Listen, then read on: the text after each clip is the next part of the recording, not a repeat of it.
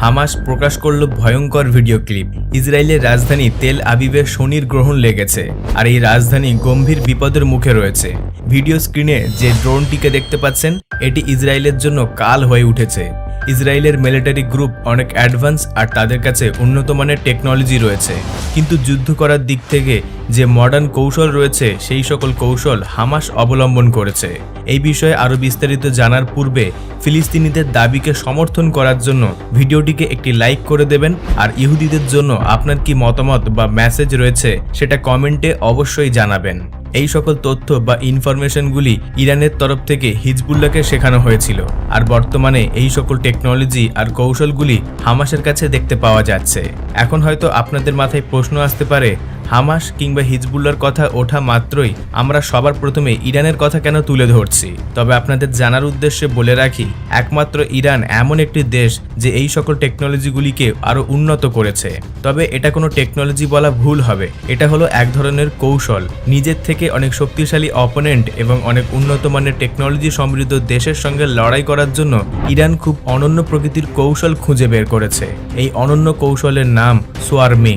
আপনি কখনো পাখিদের গ্রুপকে আকাশের মধ্যে উড়তে দেখেছেন? এখানে দেখতে পাওয়া যায় একসঙ্গে অনেক পাখি একত্রিত হয়ে একই ডাইরেকশনে উড়ে যাচ্ছে। এই পদ্ধতিকে বলা হয় সোয়ার্ম। বর্তমান সময়ে এই প্রতিরক্ষামূলক কৌশল ইরান তার মিত্র হিজবুল্লাহকে শিখিয়েছে, আর হিজবুল্লাহ হামাসকে শিখিয়ে দিয়েছে। এই ভিডিওর মধ্যে একটি ড্রোন দেখতে পাবেন, আর ড্রোনের নিচে ঝুলন্ত অবস্থায় বোম দেখতে পাওয়া যায়। এটিকে RPG-7 টেন্ডেম কিউমুলেটিভ গ্রানাইট বলা হয়। এটি যখন ব্লাস্ট করে তখন যে জায়গাটিতে ব্লাস্ট করে সেখানে গর্ত তৈরি করে দেয়। এই উন্নত মানের প্রযুক্তি সম্পন্ন ড্রোনটি বর্তমান সময়ে হামাসের কাছে উপস্থিত রয়েছে। এই ভিডিওতে আপনি আরও দেখতে পাবেন যে পৃথিবীর সবথেকে শক্তিশালী ইসরায়েলের ট্যাঙ্কের উপরে এই বোম অ্যাটাক করা হয়েছে। ইসরায়েলের এই শক্তিশালী ট্যাঙ্কের নাম মার্কাভা মার্ক 4। এটি হলো পৃথিবীর সবথেকে অ্যাডভান্স যুদ্ধ ট্যাঙ্ক। হামাসের ড্রোন হামলার পর ইসরায়েলের এই শক্তিশালী ট্যাঙ্কের যা অবস্থা হয়েছে সেটা হয়তো আপনাকে মুখে বলে বোঝানো যাবে না। এই ড্রোনের সহযোগিতায় ট্যাঙ্কের পিছনের অংশে বিস্ফোরণ ঘটানো হয়, আর ট্যাঙ্কের পিছনের অংশে গোলা বারুদ মজুদ থাকে। আপনাদের জানার উদ্দেশ্যে বলে রাখি, কোনো একটি ট্যাঙ্ক যতই শক্তিশালী হোক না, তার উপরের অংশ সর্বদা নাজুক হয়ে থাকে, আর তার হোল বডি অনেক শক্তিশালী হয়। যখন কোনো যুদ্ধ ট্যাঙ্কের উপরে আঘাত করা হয় তখন সেটা খুব সহজেই ধ্বংস হয়ে যায়। আর ইসরায়েলের এই শক্তিশালী ট্যাঙ্ক ধ্বংস করার জন্য হামাস এক অভিনব কৌশল অবলম্বন করেছে। ইতিপূর্বে আপনারা হয়তো কখনো না কখনো ভিডিওর মধ্যে দেখেছেন যে গাজা উপত্যকাকে ইসরায়েল সেনাবাহিনী এই ট্যাঙ্কের সহযোগিতায় ঘিরে রেখেছে, আর বারংবার এই ট্যাঙ্কের ভয় দেখিয়ে ফিলিস্তিনবাসীকে তাড়ানোর চেষ্টা করে যাচ্ছে। কিন্তু হামাস প্রত্যেকবার ইসরায়েলকে যোগ্য জবাব দিয়েছে, আর তাদের এই শক্তিশালী ট্যাঙ্কগুলিকে ধ্বংস করার জন্য তাদের কাছে যে অভিনব কৌশল বা ড্রোন বোম রয়েছে সেই বিষয়ে তারা ভিডিওর মাধ্যমে ইসরায়েলকে সতর্কবার্তা দিয়ে দিয়েছে। হামাসের এই ড্রোন টেকনোলজি দেখে ইসরায়েল সরকার রীতিমতো ভ্যাবাচাকা খেয়ে গিয়েছে। হামাসের এই ড্রোন টেকনোলজি দেখে হয়তো আপনি বলতে পারেন যে ছোট্ট একটা ড্রোন, এটা তো যে কেউ ভেঙে দেবে বা ফেলে দেবে। তবে ড্রোনের এই ছোট্ট আকার শুধুমাত্র তার গতিকে যে বাড়িয়ে তোলে তা কিন্তু নয়। অপর পাশে এই ড্রোন খুব সহজেই যে কোনো বিপজ্জনক অস্ত্রের হাত থেকে নিজেকে রক্ষা করতে পারে।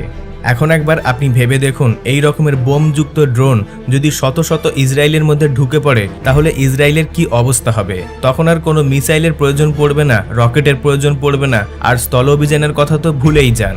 এই ড্রোন হামলা প্রতিরক্ষা ইসরায়েলের যে সবচেয়ে সুরক্ষিত আয়রন ডোম সিস্টেম রয়েছে সেটিও আটকাতে পারবে না। ইসরায়েলের আয়রন ডোম প্রতিরক্ষা সিস্টেম মিসাইল এবং রকেটের হামলাকে আটকানোর জন্য তৈরি করা হয়েছে, আর কম উচ্চতায় যদি এই ড্রোনগুলিকে ভাঙার চেষ্টা করে কিংবা ধ্বংস করার চেষ্টা করে তাহলে সেটা ইসরায়েলের জনবসতিপূর্ণ এলাকার জন্য মারাত্মক বিপদ। হামাসের এই ড্রোন খুব বেশি উচ্চতায় ওড়ে না। আমাদের সাধারণ ড্রোনগুলি ঠিক যতটা উচ্চতায় ওড়ে, এই ড্রোনগুলি ঠিক ততটা উচ্চতায় ওড়ে। বিশ্লেষকদের মতে হামাসের এই উন্নত মানের ড্রোনগুলিকে আটকানোর জন্য ইসরায়েলকে এবার অ্যান্টি ড্রোন তৈরি করতে হবে। আর একটা অপশন রয়েছে, সেটা হচ্ছে স্নাইপারের সহযোগিতায় এগুলিকে ধ্বংস করার রাস্তা বেছে নিতে হবে। কিন্তু সেটাও ইসরায়েলের জন্য সঠিক হবে না, কারণ স্নাইপারের সাহায্যে এই ড্রোন ধ্বংস করার পর সেগুলি যদি জনবসতিপূর্ণ এলাকায় পড়ে তাহলে কিন্তু বিপদ অনেকটা মাত্রায় বেড়ে উঠবে।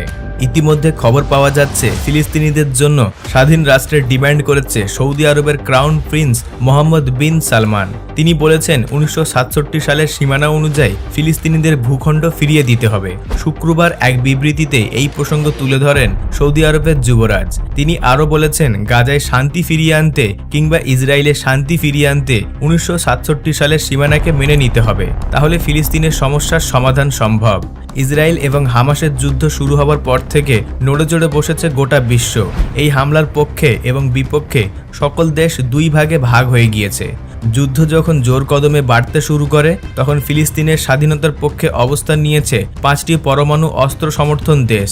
এই দেশগুলি হলো রাশিয়া, চীন, ভারত, পাকিস্তান এবং উত্তর কোরিয়া। এই খবর পাওয়া মাত্রই ইসরায়েল এখন দুশ্চিন্তায় পড়ে গিয়েছে। যুদ্ধ শুরু হওয়ার প্রথমে সবাই ভাবতে শুরু করে ভারত হয়তো ফিলিস্তিনিদের বিপক্ষে চলে গিয়েছে। তবে যুদ্ধ চলাকালীন 6 দিন পর ভারতের পররাষ্ট্রমন্ত্রীর বক্তব্য ফিলিস্তিনবাসীকে সমর্থন করার বিষয়টি আরও পরিষ্কার করে দেয়। মন্ত্রণালয়টির মুখপাত্র অরিন্দম বাগচি ফিলিস্তিন নিয়ে ভারতের যে অবস্থান সেটিকে পুনরায় তুলে ধরে বলেন, ফিলিস্তিনিদের জন্য একটি স্বাধীন ও স্বায়ত্তশাসিত দেশ দাবির প্রতি ভারতের সমর্থন রয়েছে। প্যালেস্টাইনের গাজা আক্রমণের প্রতিবাদে ইসরায়েলের ইউনিফর্ম প্রস্তুতকারী ভারতের এক পোশাক প্রস্তুতকারী প্রতিষ্ঠান দীর্ঘদিনের চুক্তি বাতিল করে দিয়েছে। এই প্রতিষ্ঠানটির নাম মারিয়ান অ্যাপারেল প্রাইভেট লিমিটেড। ভারতের কেরালার শিল্পমন্ত্রী বলেন, রাজ্যের একটি পোশাক তৈরিকারক সংস্থা 2005 সাল থেকে ইসরায়েল পুলিশের ইউনিফর্ম তৈরি করে আসছে। সংস্থাটি এই অঞ্চলে শান্তি ফিরে না আসা পর্যন্ত পরবর্তী অর্ডার গ্রহণ এবং সাপ্লাই বন্ধের সিদ্ধান্ত নিয়েছে। ফিলিস্তিনিদের উপর বর্বরতা যেন সব সীমা অতিক্রম করে ফেলেছে ইসরায়েল। এই সব কিছু দেখে এবার তো চুপ করে বসে থাকাটা সম্ভব নয়। ইসরায়েলের প্রতি ক্ষিপ্ত হয়ে উঠেছে ইরান, আর যে কোনো সময় বড় মাপের আক্রমণ চলতে পারে এই রকমের হুঁশিয়ারি দিয়েছে ইরানের সরকার। ইরান এবং ইসরায়েল যদি যুদ্ধে জড়িয়ে পড়ে তাহলে ভয়ঙ্কর অস্তিত্বের সংকটে পড়ে যাবে ইসরায়েল। রুশ প্রযুক্তিতে গড়ে তোলা ইরানের আকাশ প্রতিরক্ষা ব্যবস্থা যথেষ্ট পরিমাণে দক্ষ। ইরানের এয়ার ডিফেন্স সিস্টেম অন্যান্য দেশের তুলনায় অনেক শক্তিশালী। যুদ্ধ শুরু হলে ইরানের প্রথম টার্গেট হবে ইসরায়েলের পারমাণবিক কেন্দ্রগুলিকে উড়িয়ে দেওয়া বা ধ্বংস করে দেওয়া। ইরানের উন্নত মানের মিসাইল এবং রকেটের হামলাতে ইসরায়েলের সকল পারমাণবিক কেন্দ্রগুলি ধ্বংস হয়ে যেতে পারে। ইরানের বক্তব্য, এতদিন যাদের কাছে থাকার জায়গা ছিল না, মাথা লুকানোর মতো ঠাঁই ছিল না, তাদেরকে ফিলিস্তিনবাসী থাকার ব্যবস্থা করে দিয়েছিল। আজ তারাই ফিলিস্তিনের মানুষকে দেশ থেকে তাড়িয়ে দেওয়ার চেষ্টা শুরু করেছে।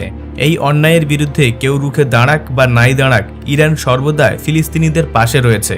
মার্কিন প্রতিরক্ষা ব্যবস্থার মতে ইরানের স্বল্প এবং মাঝারি ক্ষেপণাস্ত্রগুলি ইসরায়েলের দিকে তাক করে রাখা রয়েছে।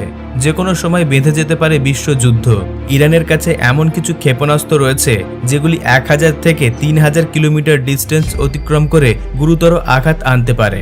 বর্তমান সময়ে শুধুমাত্র ইরান নয়, মধ্যপ্রাচ্যের মধ্যে জুড়ে থাকা তাদের সহযোগী গোষ্ঠীগুলিও ঝাঁপিয়ে পড়বে ইসরায়েলের উপর। লেবাননের হিজবুল্লাহ, সিরিয়া ও ইয়েমেনের ইহুদি বিদ্রোহী আর গাজা উপত্যকার হামাস তো রয়েছে। এই সকল সংস্থাগুলির হাজার হাজার রকেট এবং ক্ষেপণাস্ত্র দিয়ে ইসরায়েলকে প্রায় ঘেরুয়া করে রেখে দিয়েছে ইরান। বিশেষজ্ঞরা ধারণা করছেন, ভবিষ্যতে যদি কখনো ইসরায়েলের সঙ্গে বড় মাপের যুদ্ধ শুরু হয় তাহলে প্রত্যেক দিন ইসরায়েল দেশে 3000-এরও বেশি সংখ্যায় মিসাইল আক্রমণ হবে। এই রকমের যুদ্ধের জন্য প্রস্তুত নয় ইসরায়েলের সামরিক বাহিনী। ফিলিস্তিনিদের নিজ ভূখণ্ড থেকে তাদেরকে তাড়ানোর চেষ্টা করছে ইহুদিরা। হয়তো ইহুদিদের এই কর্মকাণ্ডের জন্যই হিটলার তাদেরকে গণহত্যা করেছিল। কিন্তু ফিলিস্তিনে বসবাসকারী আরবিয়ানরা অমানবিক নয়, তারা ছিল দয়ার সাগর। তাই ইহুদিকে মাথা লুকানোর ঠাঁই দিয়েছিল। ইহুদিদের সাহায্য করে আজ তারাই বিপাকে পড়ে গিয়েছে। ভিডিওটি তথ্যপূর্ণ মনে হলে অবশ্যই সকলকে শেয়ার করে দেবেন। আর আপনাদের মধ্যে যদি কেউ নতুন দর্শক হয়ে থাকেন তাহলে অদ্ভুত নলেজ চ্যানেলটিকে সাবস্ক্রাইব করে পাশে রাখা বেল আইকনটিতে ক্লিক করে অল প্রেস করে নেবেন, যাতে করে ইউটিউব আমাদের প্রত্যেকটি নতুন ভিডিওর নোটিফিকেশন সবার আগে পৌঁছে দেয় আপনার কাছে। সর্বশেষে থ্যাঙ্কস ফর ওয়াচিং।